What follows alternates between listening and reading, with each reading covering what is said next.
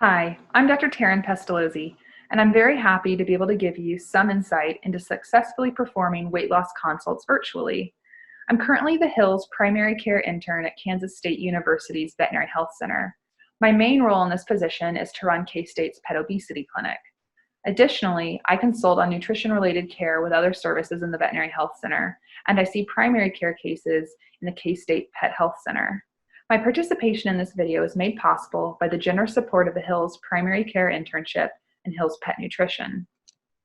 In this video, we'll be covering some basic considerations for performing obesity consults virtually. I won't be going into great detail on the specifics of therapeutic weight loss diets and formulating weight loss plans, but I will point you to some resources on those topics. Instead, we'll be reviewing what information you need to obtain to perform this type of appointment and discuss some tips on how and when to get this information when working virtually. We'll also discuss challenges you may run into, and we'll show you a demonstration of what these virtual consults could look like. There are several important pieces of information you need in order to perform an obesity consult, whether it be virtual or in person. I think of them as my obesity minimum database. One of the most important pieces of information you need is a thorough diet history. If a client can't provide you one, you can still make a weight loss plan, but you may initially be more conservative in your calorie restriction. Additionally, you need to know the current weight of the patient, an assessment of their current body condition score and/or body fat index, and the general health status of the patient. For example, do they have any comorbid conditions? This is one example of a body condition score chart using the 9-point scale and is available from the World Small Animal Veterinary Association. The body fat index chart was created through a partnership between Hills and the University of Tennessee. There are separate canine and feline criteria. One of the main advantages of the body fat index chart, as opposed to the body condition score, is that body fat index goes up to 75% body fat, whereas body condition scoring only goes up to 45% body fat. For morbidly obese pets, the body fat index allows for a more accurate estimate of ideal body weight. The Hills Healthy Weight Protocol is a website that you can utilize to create weight loss plans for pets using either their body fat index or morphometric measurements. These measurements are quantitative measures that are obtained with a simple measuring tape, and if taken accurately, have been shown to be the most accurate method available to a general practitioner for estimating ideal weight. Expecting the average pet owner to take these measurements accurately at home is probably asking too much, however, but you could still utilize the site if you'd like by manually entering in your estimated body fat index. More information about the Healthy Weight Protocol will be available on the resources slide at the end of this video. Ideally, you'd obtain the majority of the minimum database information before or after your virtual visit with the client to allow you to use your time during the appointment more efficiently. Depending on what the original purpose of your virtual consult was, you may obtain some of this minimum database information at different points in the process. If the appointment was originally scheduled to discuss weight loss, you would ideally ask the client to email you a completed diet history form, a basic medical history if needed, a current weight for their pet, and photos of their standing pet from the side, above, and behind before your appointment. If the appointment had a different initial purpose, but you observe the pet to be overweight and you obtain the client's permission to help them with weight loss, you might ask the client to send you some of the information after the appointment, such as the diet history and current weight.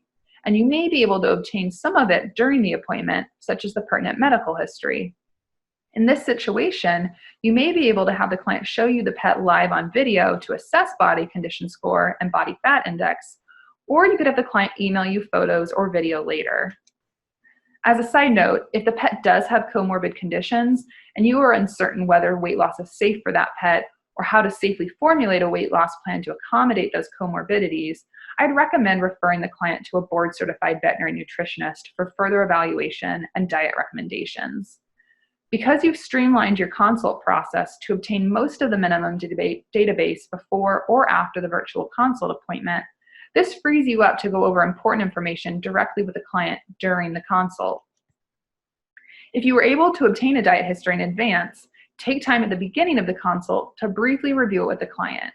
Obtain any missing information and review any items you've identified that may be potential hurdles or that may need to be addressed specifically when formulating a weight loss plan for that pet, such as the owner's need or desire for a treat allowance, ingredient or brand objections the client may have, and feeding management details like who will feed the pet and how to manage the environment to prevent the pet from eating unintended calories. After reviewing the minimum database info with the client, now is the time to make your nutritional recommendation and talk to the client about challenges that may come up when implementing your plan. You don't have to have a full, detailed diet plan formulated yet, but you can and should let the client know that you are going to recommend a specific food, such as Hill's Metabolic and Mobility, and why you're choosing that food. Or alternatively, you may let them know that you'll give them a few food options and details for each.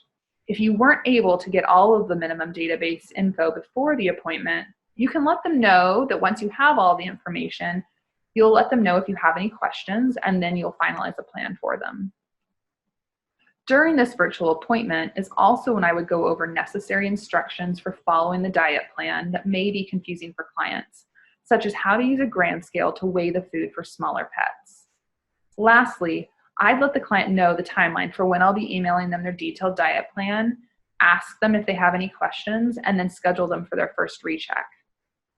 After I have all of the minimum database info from the client and we've had our initial virtual consult, I'd sit down and make my detailed weight loss plan. I email this to the client, and then I let them know that myself or part of my team will contact them within a couple of days to make sure they don't have any questions about the plan. While we're not going to cover how to formulate a weight loss plan in depth in this video, I've included some resources at the end to assist you with this process. Your recheck weigh-in appointments can be done in a similar manner to your initial consult.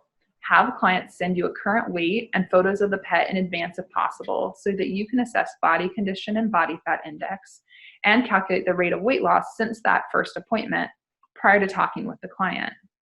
Then, during the virtual visit, you can discuss the pet's rate of loss, discuss any challenges the client may be experiencing, and go over any changes that you're recommending. Make sure to give positive reinforcement for progress made, schedule your next recheck appointment while on the video or phone call, and then send a written summary of any changes that you're making via email. The last thing I want to address are some of the challenges you might run into performing weight loss consults and follow-up appointments virtually. First, it will be important to make sure the client has a consistent method for measuring their pet's weight. They can purchase a baby scale for small pets, hold small and medium-sized pets while they weigh themselves on a human scale, visit a local pet store or maybe a vet clinic to use their scale, or for large dogs, they could even order a floor scale online if they wish. It may be more difficult to obtain an accurate assessment of body condition or body fat index virtually than it would be with a hands-on exam, but you can likely get pretty close. When asking clients to take photos of their pets, instruct them to hold down the hair of fluffy breeds if possible. You should also make sure to pay attention to large masses the pet may have. These could skew your assessment if you aren't careful. Lighting may also be an issue. Make sure to instruct clients to take photos in well-lit areas. If you're going to do virtual weight loss consults regularly, you may want to consider making a handout with tips for quality photos that you could email to clients in preparation for their first appointment. Lack of continuity of care may also pose a challenge. If the client is not a regular client of your practice, you can recommend that they follow up with their primary veterinarian for weight checkups every 2 to 4 weeks. You could also recommend they consult with a board-certified nutritionist to ensure continuity. If the client would like a follow-up with you, and your practice model will allow this, make sure to schedule their next follow-up at the end of each appointment. Other challenges you might face could include technology issues and time constraints. Hopefully some of the efficiency tips that I've given earlier can help with the time constraints. And I've put a link to some great lectures, including one about virtual care communications, at the end of this video to give you some ideas about technology options. Now I'm going to show you a demonstration of a virtual weight loss consult. This was not a real appointment, but rather an example I put together with one of my fellow interns at K-State, so you can see what an appointment like this may actually look like. The dog in the photos I'm showing you is an actual patient I've seen, and his owner consented to us taking and using his photos, but his name has been changed to protect their privacy. In the demonstration, the client has scheduled the appointment specifically to discuss weight loss for her dog.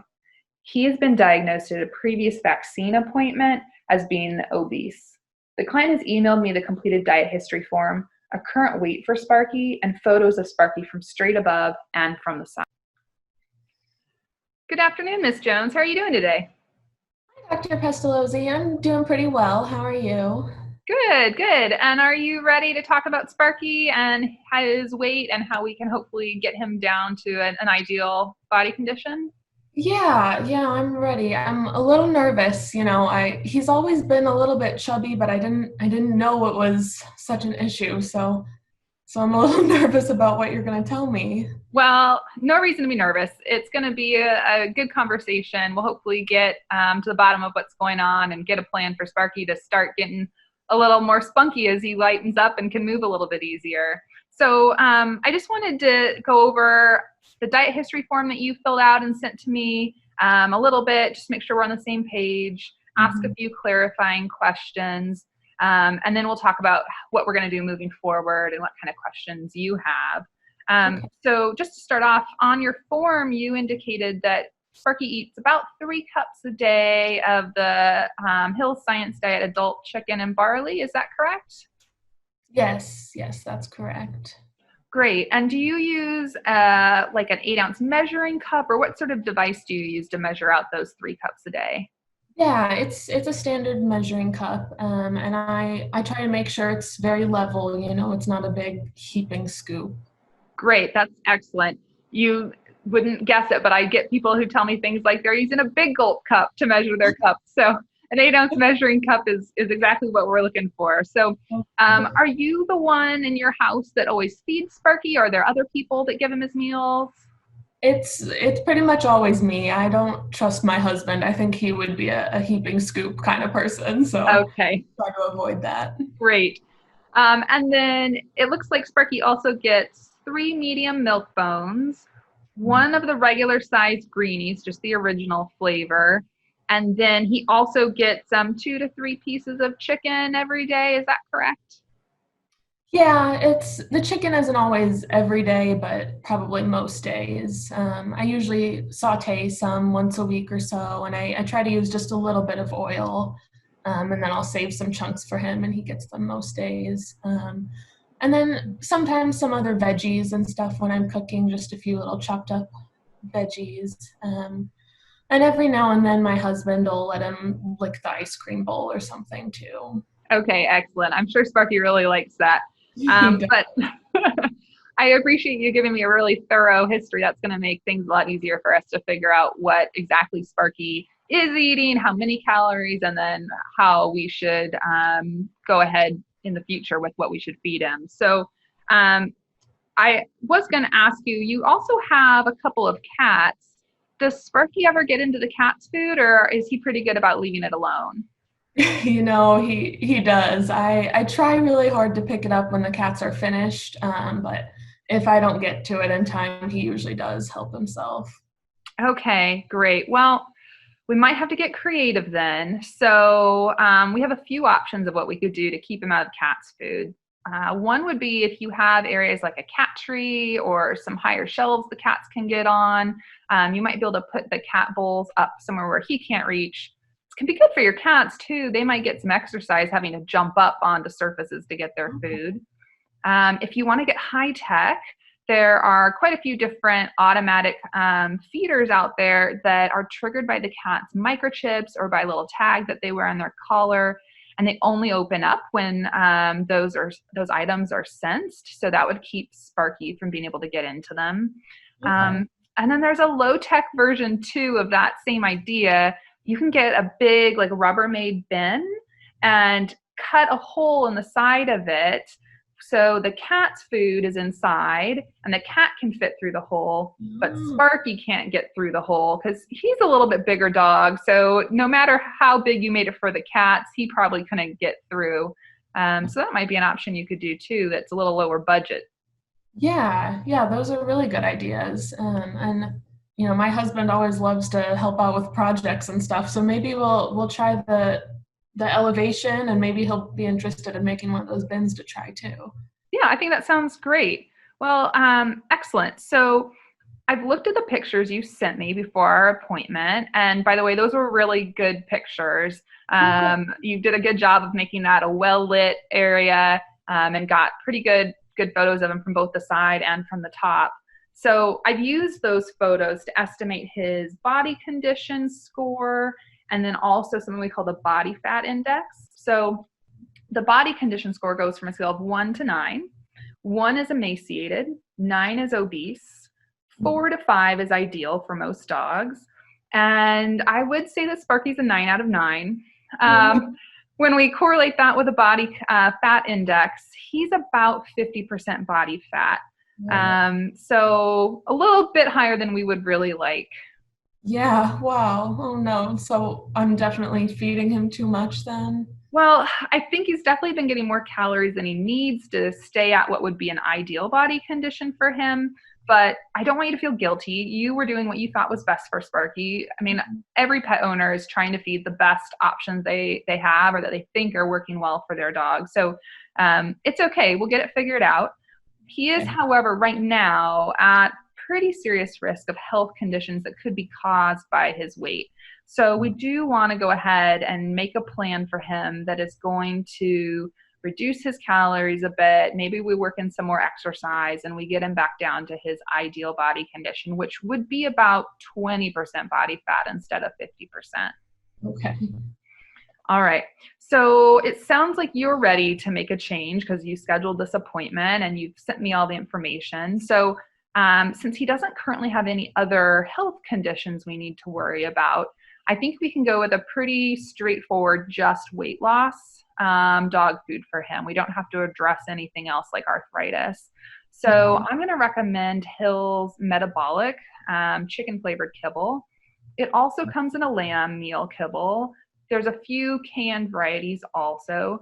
So if in the future he decides he doesn't like the chicken kibble or it's not agreeing with him for some reason, we do have other options that we could go with to be a little bit flexible. Okay, that sounds good. Where do I have to go somewhere special to get that food? You can buy it at most major retailers, both stores and online. You just have to have a little prescription that you'll get from me. I'm going to email that to you when I send you his weight loss plan in the next day or so. So we'll make sure that we get that all figured out for you. A lot of places will ship it to your house. So if you're not wanting to leave or you're a busy person, you don't have time to run to the store, you can just go ahead and have it mailed to you.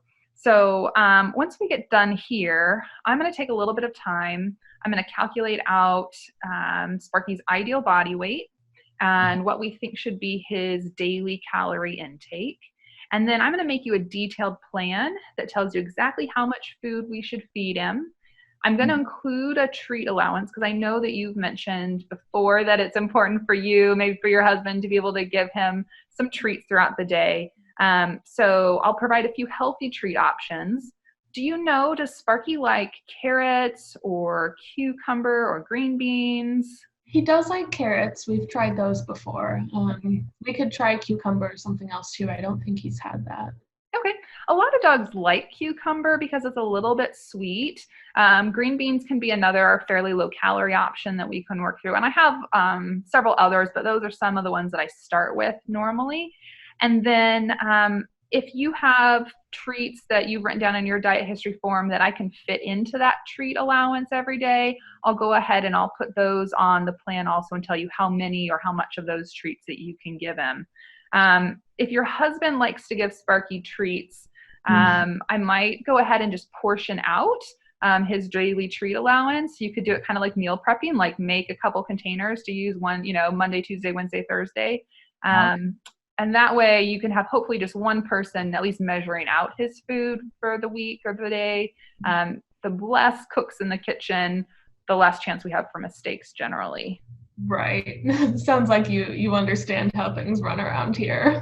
Yeah, I mean, it's a pretty common issue we run into. So the less people, the better. I like to get kids involved sometimes. We can make it a fun activity for them. They can measure out the dog's food and put them in bags for each day of the week. So whatever works for your house, but probably the fewer people doing the measuring, the better. So that all sounds good to me. I'm going to email you a plan once I have this all figured out. I'll get it to you by Thursday this week. And then on Friday, either myself or somebody from my team will go ahead and get in touch with you just for a quick check-in to make sure you don't have any questions about that plan. And then we should do our first recheck appointment 2 weeks after he started the new diet. And we'll want to weigh him at that check-in. So you could weigh him, in advance of our video chat, and potentially take photos for me again. And then we'll go ahead and we'll just do a quick little check-in. Does that sound okay to you? Yeah, I think Okay, that sounds good. good. Do you have any questions about any of the things that we've been going over so far? Yeah, so he's been on his current food for quite a while, and I'm just worried about when we change it, is that gonna upset his stomach? He's had some issues in the past where he's been sensitive to changes. Gotcha. So as part of the diet plans that I make for every client, but we'll want to make sure we do this especially for Sparky, is I'll build in a very specific instructions for how to transition him from the new diet, or from the old diet rather, to the new diet. It'll walk you through, day 1, day 2, how much of each food do you give him? And if he still gets an upset stomach after that, we can come up with other plans and make sure that we get something that works well for him. Okay. Okay, great. So for our next check-in, I was thinking the 16th, maybe 2 p.m., same time as today. Would that work for you? Yeah, that should be fine. Okay, great. So I'll let you get back to your busy day, and then I'll see you in 2 weeks. We'll see how Sparky's doing, see what he looks like, and what his weight is. Yeah, that sounds great. Thank you so much. You're welcome. I hope that demonstration gave you a better idea of what a virtual weight loss consultation could look like, and confidence that you could implement this type of appointment into your virtual practice. Earlier in the talk, I mentioned that I'd put some resources at the end. I've included a link to Hills at Home, where you can watch lectures and earn free CE on your own time. Obesity was the theme for June's lectures, and Drs. Witzel, Rollins, and Mullis gave great lectures on practical weight loss plans and choosing the right foods for weight loss. In the July session, Dr. DeWild also gave a great lecture on making connections in the era of curbside care. She includes some great technology resources for virtual care. I've also included a link to the 2014 AHA Weight Management Guidelines. This document walks you step by step through how to formulate a weight loss plan, including examples of the various calculations you will need to make. Additionally, there is a link to the WASAVA body condition score chart I utilized earlier. The WASAVA Nutrition Toolkit has a variety of other great resources. Lastly, I included a link to the Hills Healthy Weight Protocol. There is a resource tab near the top of the page that contains videos of how to take the needed measurements, written directions for taking the measurements with printable PDFs to record your measurements on, and documents that explain how to use the protocol to formulate a weight loss plan. The videos are also available on YouTube at the links I've provided. That's all I've got for you today. Thanks for watching, and I hope you found it helpful.